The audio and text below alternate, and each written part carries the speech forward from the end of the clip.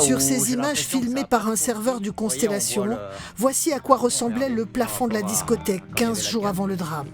On y voit des plaques de mousse qui se décollent une à une et le serveur qui tente de les fixer avec des moyens dérisoires, des queues de billard et des serviettes en papier.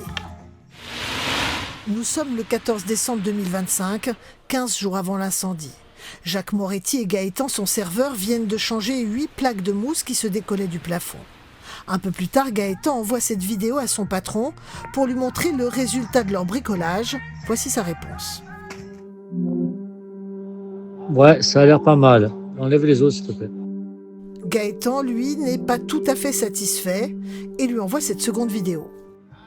Il n'y a que là où j'ai l'impression que ça n'a pas trop pris. Vous voyez, on voit le plafond, regardez, par rapport à quand il y avait la canne. Il faudrait peut-être remettre de la mousse là.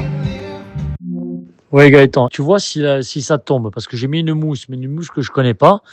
Donc dis-moi si c'est bon. Dis-moi si elle tombe ou pas. Si elle tombe, il va falloir le laisser malheureusement.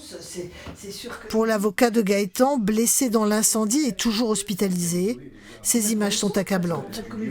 Ce problème-là, qui était un problème cardinal, crucial et mortel, on s'en est rendu compte. Je veux dire, aux yeux des exploitants, ça devenait complètement accessoire. Humainement, c'est inadmissible. Lors de son audition mardi dernier, Jacques Moretti, face à la justice, affirme que la mousse qu'il a installée ne présentait pas de dangerosité. Il dit même l'avoir testée. J'ai pris un chalumeau pour tester la mousse. Ça a brûlé, j'ai dû éteindre le feu. Mais le seul truc qui m'a dérangé, c'est la fumée. Sinon, rien ne m'a choqué. Beaucoup de fumée pour pas grand-chose. Jacques Moretti a également précisé que le service sécurité incendie de la ville n'avait rien révélé d'anormal dans sa discothèque. Autre élément qui intéresse les enquêteurs, la sortie de secours du sous-sol au fond de la discothèque. Des employés et des témoins ont affirmé qu'elle était verrouillée ce soir-là. Cette photo que nous nous sommes procurée, issue de la vidéosurveillance quelques minutes avant l'incendie, montre une chaise qui bloque l'issue de secours. Voici la réponse du gérant. Je pense que c'est un client qui l'a mise pendant la soirée ou la veille.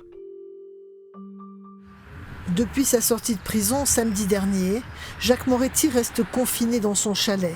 Il n'en sort que furtivement, une fois par jour, pour aller pointer au commissariat.